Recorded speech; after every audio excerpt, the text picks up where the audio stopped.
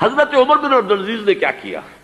انہوں نے 3 ہی کام کیے۔ نمبر 1، ان کو خلافت ملی تھی اصل میں سلیمان جو ان سے پہلے خلیفہ تھے ان کی وصیت کی بنیاد پر، لیکن انہوں نے جا کے اعلان کیا مجمع عام میں، لوگوں مجھ پر یہ خلافت کی ذمہ داری ڈال دی گئی ہے، بغیر مجھ سے پوچھے، بغیر میرے مشورے کے، بغیر میری خواہش کے، لیکن میں آپ کی گردنوں میں سے اپنی خلافت کے اس قلادے کو اتار کر پھینک دیتا ہوں۔ یہ پہلی اصلاح تھی، موروثیت ختم، نامزدگی ختم۔ اب اگر چاہتے ہیں آپ، اگر لوگوں کی رائے ہے ان کا مشورہ تو ٹھیک۔ سب نے کہا بیک زبان ہم آپ پر راضی ہیں، ہم آپ ہی کو خلیفہ بنانا چاہتے ہیں۔ پہلی اصلاح تو یہ ہوگی۔ دوسرا کام یہ کیا، جتنی جاگیروں کے ڈاکومنٹس تھے، دستاویزات، وہ سب طلب کیے۔ خود اپنے گھر سے اپنی بیوی کے سارے زیورات، عبد الملک بن مروان کی بیٹی سارے زیورات بیت المال میں داخل کرتی۔ اپنی جاگیر سب سے پہلے اپنی جاگیر کو ختم کیا۔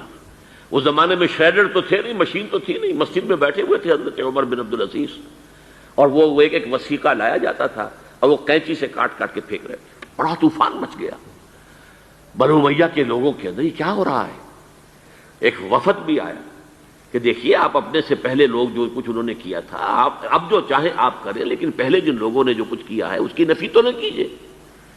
حضرت عمر بن عبدالعزیز پوچھتے ہیں دیکھو اگر تمہارے پاس ایک فرمان ہو امیر معاویہ کا اور ایک ہو ان کے بعد کسی چوتھے پانچویں پشت کے اندر آنے والے کا، تو کس کے فرمان کو زیادہ اہمیت ہوگی؟ سب نے کہا امیر معاویہ کے فرمان کی زیادہ اہمیت ہوگی۔ تو فرمایا پھر میرے پاس فرمان جو ہے وہ امیر معاویہ سے بھی بہت پہلے کا ہے، میرے پاس اللہ کی کتاب ہے، قرآن ہے، میں اس کی روح سے طے کر رہا ہوں، لہذا ہو جائے کم وقت میں، کوئی ناراض ہوتا تو ہو۔ ساری جاگیریں ختم کر دی۔ نمبر 3، واقعہ یہ ہے کہ خود اپنی زندگی کے اندر جو عسرت اور جو تنگ دستی اور جو سادگی اختیار کی ہے، میں سمجھتا ہوں غالباً اس میں وہ حضرت ابوبکر حضرت عمر کو بھی مات دے گئے ہیں رضی اللہ تعالیٰ عنہ۔ حالانکہ بڑے ہی ایک تو حسین اور جمیل انسان تھے، خوش شکل، خوش لباس، شہزادے تھے، گورنر بھی رہے تھے، پھر ان کے والد جو ہے طویل عرصے تک مصر کے گورنر تھے، وہاں ان کی پرورش ہوئی تھی گورنر کے بیٹے کی حیثیت سے، اعلیٰ لباس پہنتے تھے، خوشبو کے اندر اس طریقے سے بسا ہوا کہ جہاں سے گزر گئے ہیں پورا راستہ معطر ہو جاتا تھا۔ لیکن اب اچانک جو آیا ہے، جیسے ہی یہ بیعت ہوئی ہے خلافت کی، ان کی اہلیہ کہتی ہیں، حضرت فاطمہ ان کا نام تھا، کہ آ کر بیٹھ کر اور مصلے پر رونا شروع کر دیا۔ میں نے پوچھا کیوں، کیا ہوا؟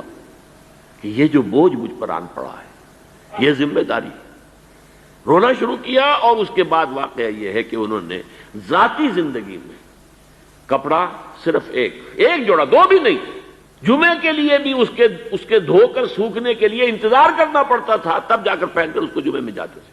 ایک دفعہ آئے ہیں اپنی بچیوں سے گفتگو کر رہے تھے، تو بچیوں کو دیکھا عجیب حال ہے کہ وہ جو بھی بات کرتی ہیں پھر اپنے منہ پر ہاتھ بھی رکھ لیتی ہیں۔ پوچھا کیا سبب ہے؟ کہنے لگی آج ہم نے صرف پیاز سے روٹی کھائی ہے، ہمارے منہ سے بدبو آ رہی ہوگی، ہم نہیں چاہتی کہ آپ کو اس بدبو سے تکلیف پہنچے۔ حضرت عمر رونے لگے، لیکن کہا انہوں نے کہ میری بیٹیوں کیا تم یہ پسند کرو گی کہ تمہیں دنیا کی نعمتیں ملے اور عیش ہو اور تمہارا باپ جہنم میں جائے؟ ان بچیوں نے بھی رونا شروع کر دیا۔ سارے زیورات ختم، اپنی جاگیر ختم۔ وہ آپ نے پڑھے ہوں گے واقعات کہ اگر چراغ بھی ہے رات کو، سرکاری کام کر رہے ہیں، تو وہ جو بیت المال کے تیل سے جو جلنے والا چراغ ہے وہ روشن ہے۔ خادم نے آ کر کوئی گھریلو بات کرنی چاہیے تو کہا پہلے چراغ گل کر دو پھر بات کرو۔ ذاتی بات ہو رہی ہو تو سرکاری جو تیل کا چراغ ہے وہ نہیں جلے گا۔ میں یہ سمجھتا ہوں، میں علی وجہ البصیرت کہہ رہا ہوں کہ میرے نزدیک تو اس قدر شاید باریک بینی کی باتیں جو ہیں میرے علم میں نہیں ہے کہ حضرت ابوبکر اور حضرت عمر، اور پھر یہ کہ وہاں کوئی ایسا کنٹراسٹ، سائملٹینیس کنٹراسٹ نہیں تھا، اس لیے کہ حضور کے ساتھ جد و جہد کرتے ہوئے ان کی زندگیوں میں پہلے بھی فقر اور ساری اختیاری فقر کی کیفیات تھی۔